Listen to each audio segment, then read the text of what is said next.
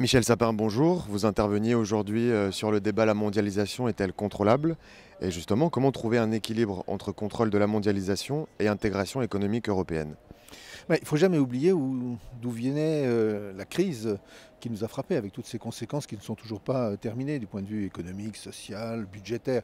Elle venait d'une dérégulation, d'un désordre financier international, une finance trop désordonnée au service d'investissements trop peu rentables. Donc oui, il y a besoin de cette régulation. Beaucoup de chemin a été fait, mais il y a encore du chemin devant nous et il ne faudrait pas se dire tout d'un coup, bah, comme on a beaucoup travaillé, maintenant c'est plus la peine de continuer. Non, il faut continuer, lutter contre la fraude fiscale, mettre en place de la régulation financière internationale, il y a encore du chemin. Et puis la question européenne est très importante parce que au fond, c'est un outil de régulation, bien sûr, entre nous. La Banque centrale européenne joue beaucoup un rôle important, mais c'est aussi, ça doit devenir un outil de mise en œuvre de choix des meilleurs investissements. Au fond, de la finance régulée, mais pourquoi faire? Pour quel type d'investissement?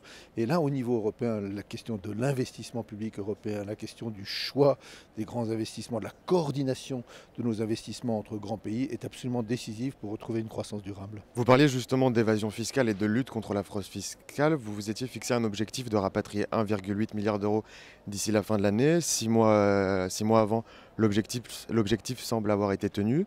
Comment expliquez-vous un tel succès et allez-vous continuer de tels efforts par rapport à cette évasion fiscale? Je crois qu'il y a vraiment quelque chose qui a changé dans les règles internationales, mais changé aussi dans les têtes. L'idée sur laquelle on peut s'évader, on peut se cacher. Il ne s'agit pas de cacher le fait qu'on a de l'argent, il s'agit simplement de se couler dans le moule normal de chacun des États, quels qu'ils soient, les États-Unis, la Grande-Bretagne, la France, l'Allemagne, et donc payer les impôts que l'on doit. Et ça a beaucoup progressé. Des pays comme le Luxembourg, mais bien sûr la Suisse, sont en train de basculer vers une autre période, un autre moment, où ils veulent démontrer qu'ils sont les bons gestionnaires de fortune, mais pas des gestionnaires dans l'ombre. Donc les choses marchent extrêmement bien, ça a vraiment basculé, ça va beaucoup plus vite que prévu. Il ne s'agit pas de rapatrier les capitaux, il s'agit de faire payer à chacun les impôts qu'il doit. Et c'est comme cela que de là où nous avions prévu 800 millions d'euros supplémentaires d'impôts perçus sur ce qui était caché, nous allons dépasser le milliard 800 millions, même peut-être aller vers 2 milliards. Vraiment, c'est une autre période, tant mieux, ça peut nous rendre optimistes, mais il faut aussi continuer les régulations et les luttes contre la fraude fiscale. Enfin, l'accord Alstom General Electric chapeauté par le gouvernement est-il le signe que les politiques doivent nécessairement contrôler le capitalisme mondialisé?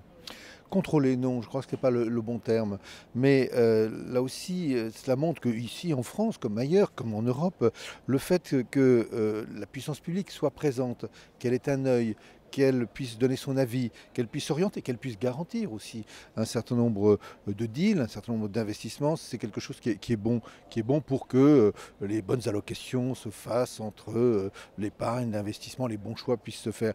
Il y a besoin d'une certaine présence de la puissance publique, non pas du tout d'un contrôle. Il ne s'agit surtout pas d'une puissance publique qui administrerait. Elle ne sait pas administrer une entreprise, elle doit être administrée par ses actionnaires, par ses dirigeants. Mais il y a un moment donné où cet œil, cette capacité à prévoir l'avenir et cette capacité à donner de la stabilité et de la visibilité, c'est à la puissance publique, quelle qu'elle soit, mondiale, européenne, nationale, de le faire. Michel Sapin, je vous remercie. Merci.